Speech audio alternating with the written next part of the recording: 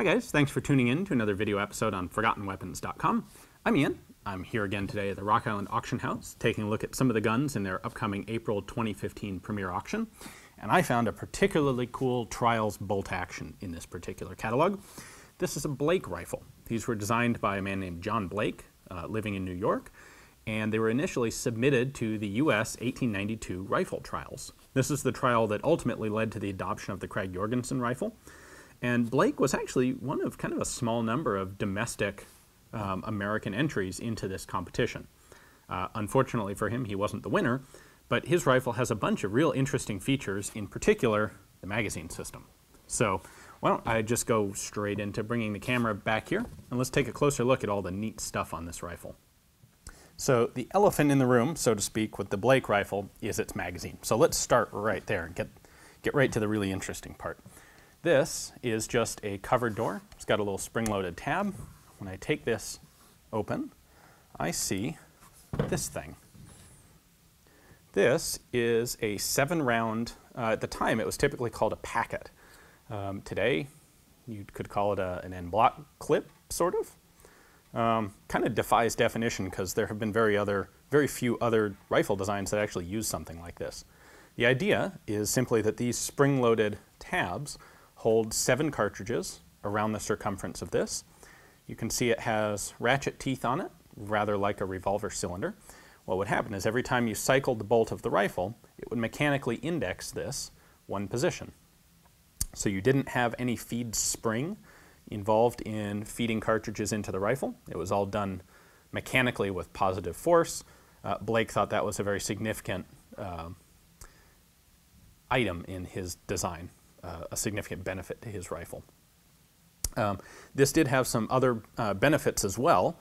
You could, for one thing, you could adjust different overall length. You didn't have to worry about bullet tips hitting primers like in a tubular magazine, and it was a very tolerant design. Basically anything that you could fit into the chamber, you could fit into this, and it wouldn't matter if some of your cartridges were in different shapes or different lengths than others. Now, the downside is that this packet is a little bit tricky to load. We've got 2 little semicircular cutouts here and back here.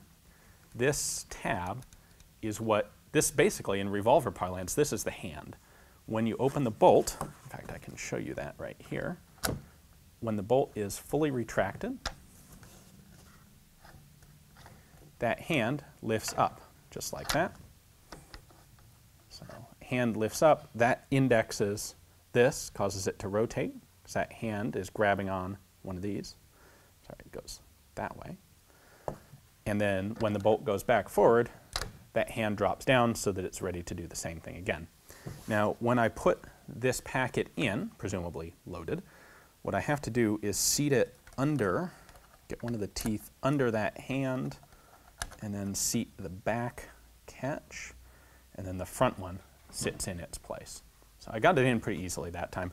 This is not the sort of thing you can just randomly drop into the magazine compartment, though. And that was one of the Army's complaints about it. Blake also, his idea was that soldiers would carry a whole bunch of these preloaded, just like clips or magazines. The Army, their counterpoint was that they thought these were too weird and bulky and awkward to be easily carried. So that's the magazine compartment. One other side benefit there that probably wouldn't come up very often, but is a real thing. If you should get a double feed, very easy to clear. Drop this open, pull the packet out, and it's no trouble to clear any malfunctions in the rifle. So I have pulled the bolt back now to where it's just starting to engage that hand. You can see when I open it the last bit of the way, it rotates that feed packet. We now have what would be a cartridge in line with the bolt. You can run the bolt forward, close it, lock it. This has 4 locking lugs on the front of the bolt. It's a little bit stiff. You can see 2 lugs here, and there are 2 on the opposite side. Those rotate into locking lugs in the front of the receiver. And then we also have a bit of a lug right back here. It's a little hard to see behind the wood there, but the bolt handle acts as basically as a safety lug locking into the receiver right there. So a very safe design. You can see that there are gas ports in the top here, and in addition, the front of the bolt face, let's see if I can get you a view of that. The front of the bolt face is slightly recessed so that it completely encapsulates the case head. So should you have a ruptured case in this, the design does a good job of protecting the shooter from any vented gas. It is a cock-on opening system, so I can drop the bolt that way. That leads to a bit of a stiff lifting of the bolt. You have to put in a fair amount of force to open the bolt after it's been decocked or fired. You can manually recock the gun. Blake wasn't necessarily a big fan of doing that, but it was something that the Army wanted. And then our bolt release is right here. It's pretty strong. I'm not going to mess with it too much on this rifle because, of course, I don't want to break something before this goes up for auction. We have another control right here. You'll notice we have two markings. We have rapid and we have single. On rapid, the hand operates as you have seen, rotates the cartridge packet and allows you to fire. If we move this to single, it's pretty stiff as well.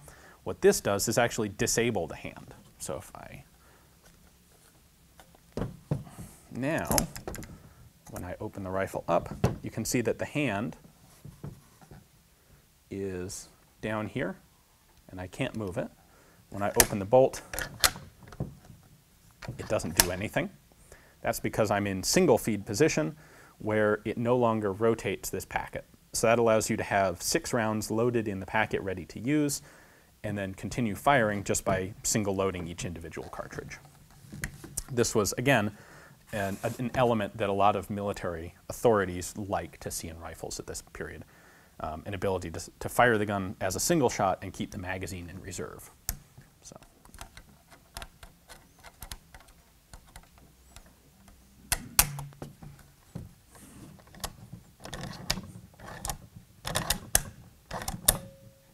And we're back in business.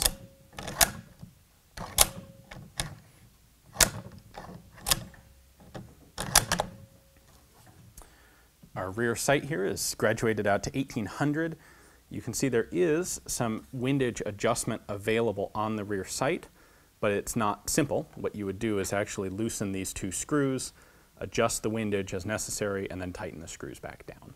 So it's there for zeroing the gun, not trying to affect your not trying to account for wind on a particular day. The front sight's pretty nice. It's a bead on a nice tall post out there. Now, the 1895 trials, or 1892 trials didn't go well for John Blake. The Army decided not to adopt this rifle. They adopted the Krag-Jorgensen instead. So Blake came back in 1895 and submitted this rifle to the U.S. Navy trials. The Navy also turned it down. They adopted the 1895 Lee Navy straight pull instead. So Blake put this on the commercial market. It was available in a number of different calibers. The very first caliber that he used was actually for the Army trials. He called it 30 Blake, and it was effectively just a rimless version of the 3040 Army or 3040 Krag cartridge. Once this went into commercial production, you could get it in that caliber. You could get it in 400 Blake, which is just a little bit larger version of the same thing. You could get it in 3030, you could get it in 3040, and you could actually get it in 236 Lee Navy. Since he'd gone to the trouble of getting barrels made for the Navy trials, I suppose he figured there was no reason not to offer it commercially in that cartridge, since the work was already done. Not very many of these sold. You could get them in 4 different grades from A down to D. Price would range from $50 to $100. Interestingly, if you got a grade A rifle, it was actually guaranteed to be able to hit a 4-inch target at 200 yards if you were using black powder cartridges. If you used smokeless, it was guaranteed to hit a 6-inch target at 200 yards and potentially better. Kind of interesting that they had different guaranteed standards for different types of powder. Well, ultimately, not very many of these were made. They were not all that successful. A lot of interesting ideas, but I think ultimately this wasn't quite well enough developed to be successful. This packet loading system has some very interesting potential to it, but it just wasn't well enough developed at the time to be accepted by a large military force. Thanks for watching, guys. I hope you enjoyed the video. It's not every day that we get to take a look at a rifle as interesting and innovative as the Blake.